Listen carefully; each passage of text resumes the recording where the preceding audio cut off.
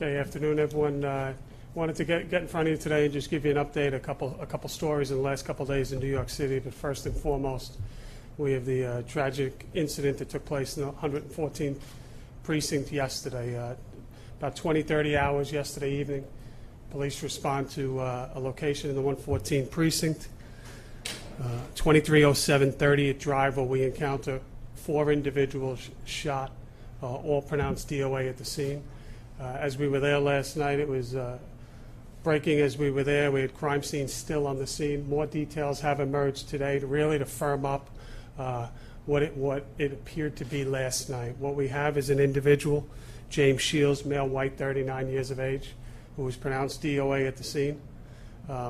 All information here is gleaned really from interviews of family, people at the scene, or in some way, shape, or form, social media scrubs. By that, you see the GoFundMe page that's been reported in the news, et cetera. What this appears to be is a custody battle, essentially. You have the individual, James Shields. You have his current wife, who is one of the deceased. You have his ex-wife, which is one of the deceased. And you have his 6-year-old child in common with the ex-wife. Those are your 4 individuals that were pronounced DOA at the scene. The crime took place in that first floor apartment, apartment 1B as in boy, at that location. Totality, and it's still being examined. We still have an active search warrant being taken place at that scene, as well as a vehicle that has a search to be conducted. But we have recovered at this point in time 2 Glock firearms. We've recovered, in addition to the 2 Glock firearms, an additional 7 magazines that were fully loaded on his person, and that's over and above the magazines that were in the 2 guns. So that's an interesting wrinkle in this case. You have approximately, and I say approximately an additional 70 rounds, and what those rounds were meant for or in case of may never be known, but they were on the scene. We have a twist of the case in that this custody battle, and if you look at the GoFundMe page, there's some self-reported statements that his life was spiraling out of control. He makes reference to financial obligations. He did have a business. It appears that he may have in some way operated that business, at least in part, for mailing purposes out of that residence. But financial and custody seems to be the primary reasons behind this tragic incident at this point in time. We have family members of the ex-wife flying in essentially as we speak from the Netherlands. Billy Aubrey on my left. Billy Aubrey's detectives will aid in whatever way possible to meet the family and provide whatever assistance we can to the family in this very difficult time. I'll open it up for some questions on this particular topic. Yeah, can you identify the ex-wife, current wife? We'll give you names and we'll push it out to you through DCPI. The only one that I ask is we are attempting to make notifications for the current wife. We're unsure at this time if there is family. So on that one, we may ask for you to hold back on that until we can solidify that.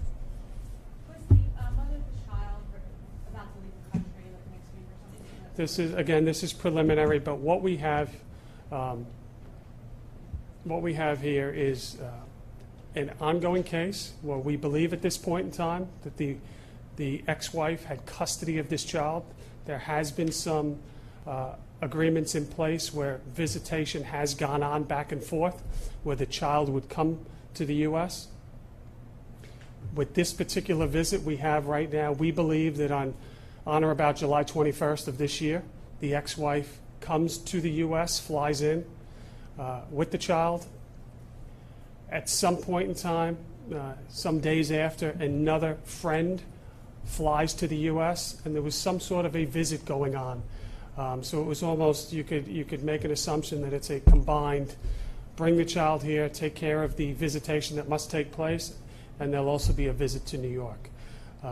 That person came in and is in contact with our detectives in the 114 precinct today. That person at some point last night had difficulty getting in touch with the ex-wife.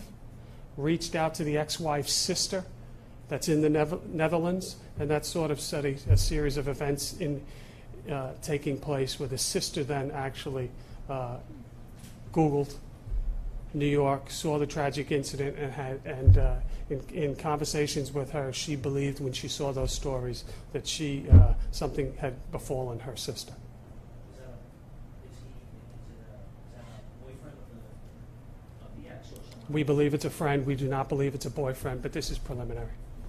Could you talk about any past activity there? I understand this was called only once previously last year, but neighbors have talked about ongoing fighting there. Could you sort of categorize Yeah. what used to go on there?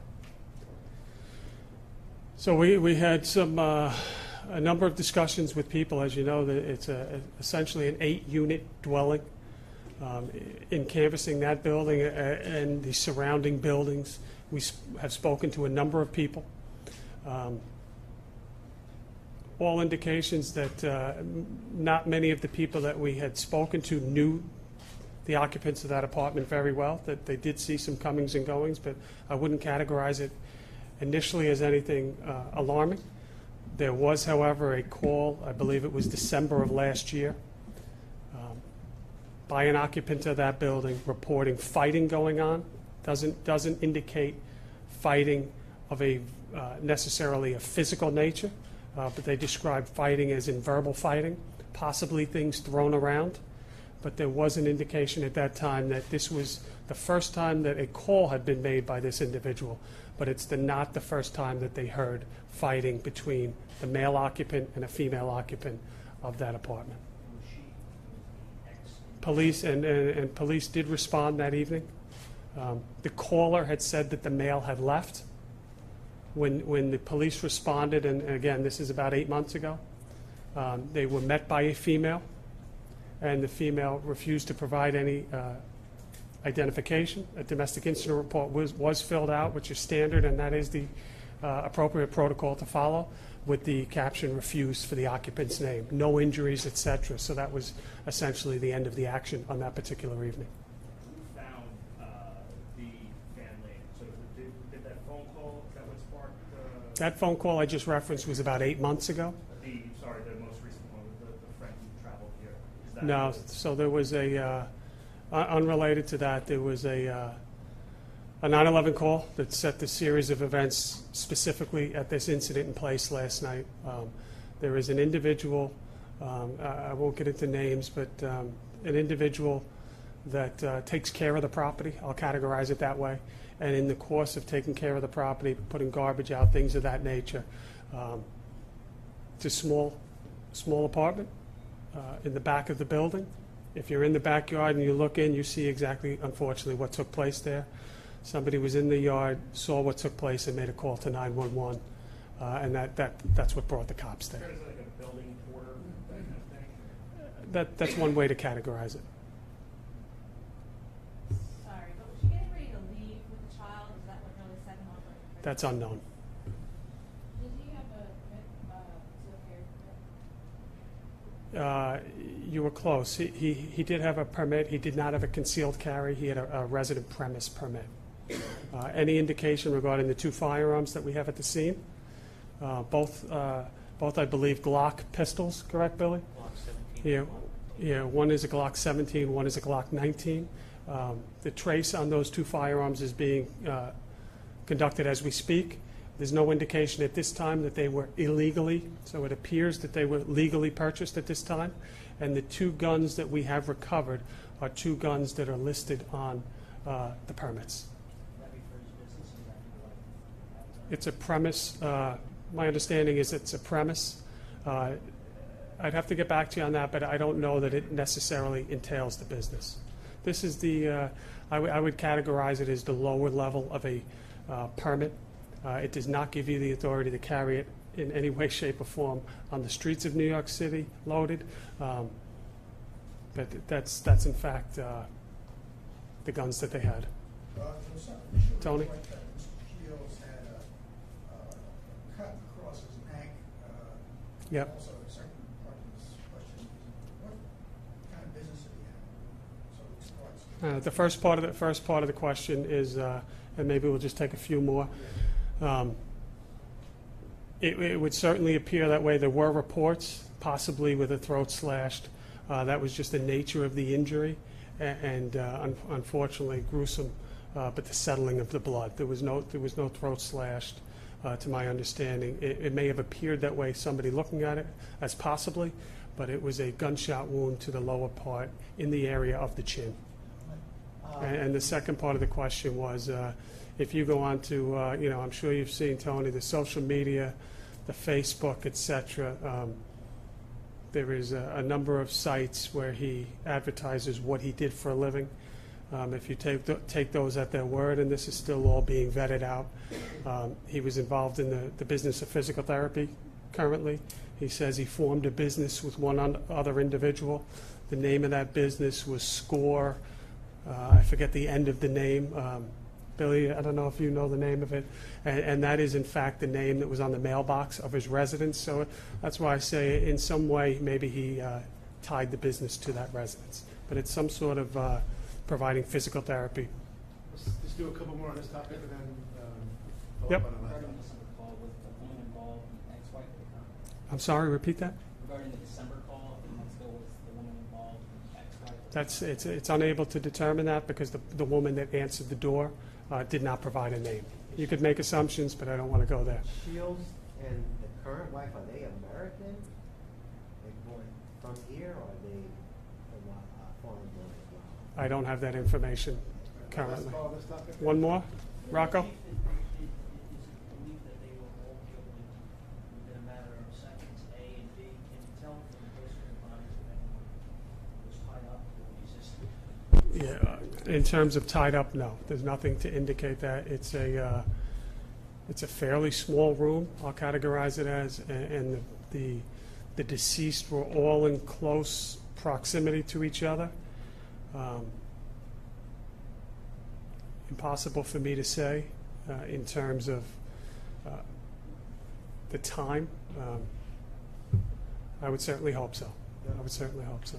Your Did the reaction? ex-wife's family give- Last one this time. The ex-wife's family and the friend, did they give any indication of whether they were worried about her being around him and if he had been abusive, the reason for the divorce? I think it's a little preliminary on that. I have not seen or heard anything, but again, our detectives are meeting them this evening. We will be with them. We will try to help them in this very difficult time, and certainly that is something that we will just try to connect the last pieces of this, try to put it to bed. Was the mom Thanks, guys. We gotta wrap it up here.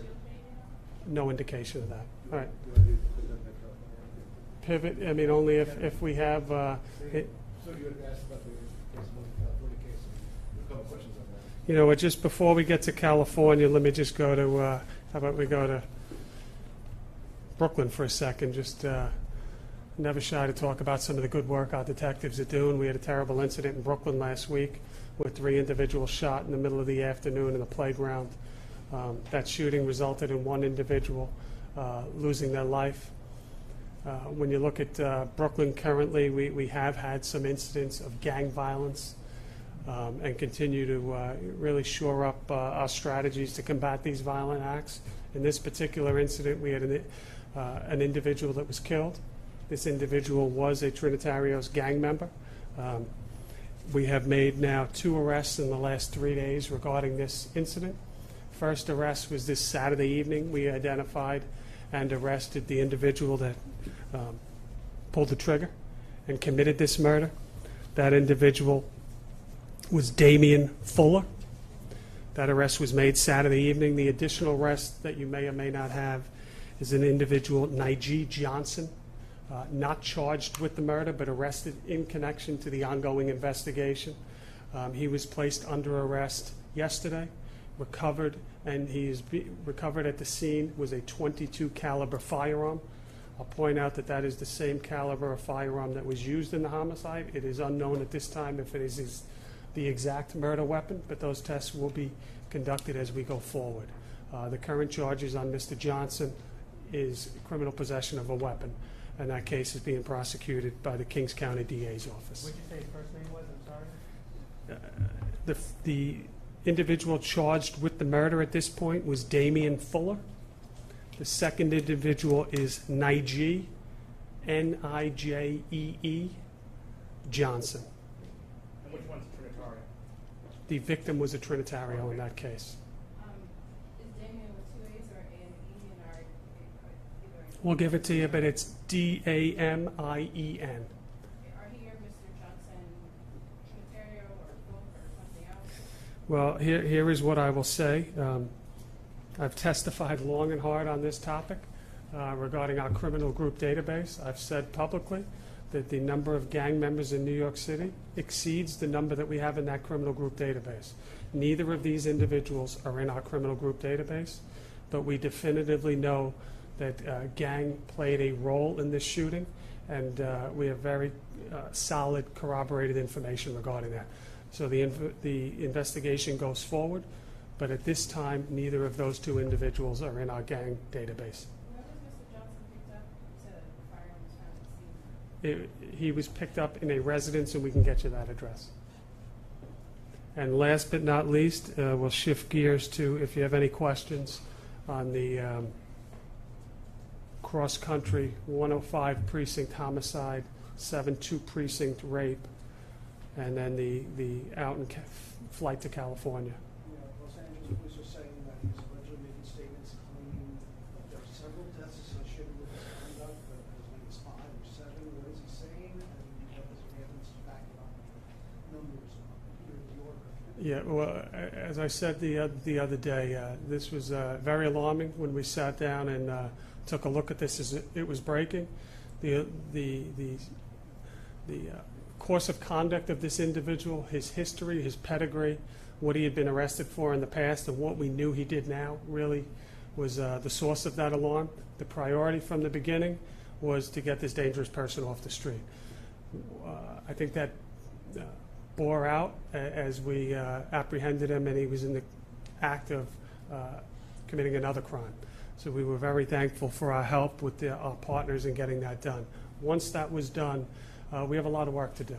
He has made statements.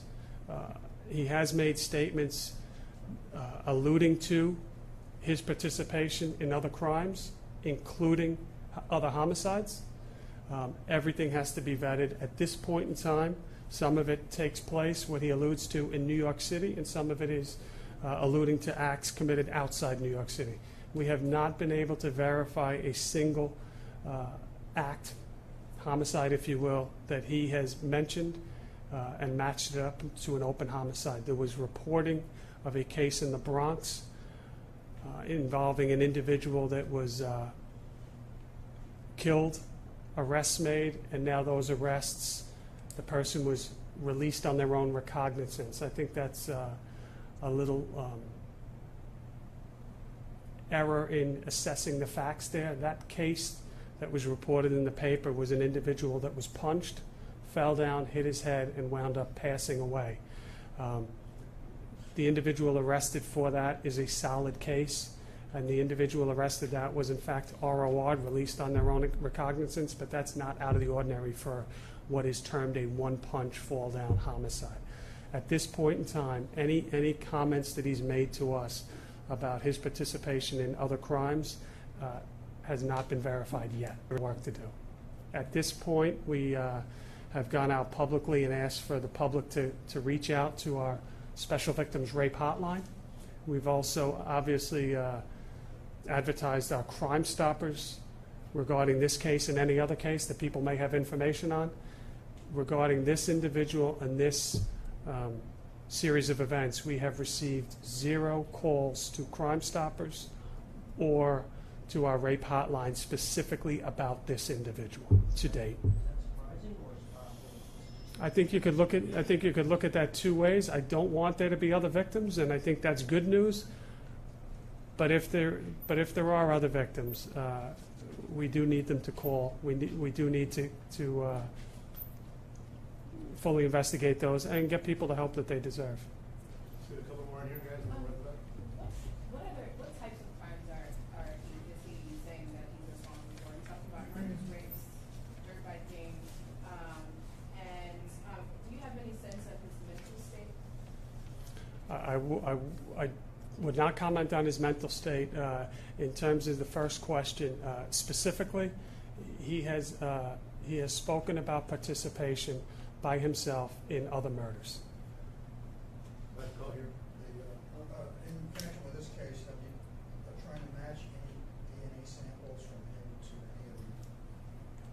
any other cases that are in the case? Yeah, I mean, that is, we'll follow the lawful processes that are in place.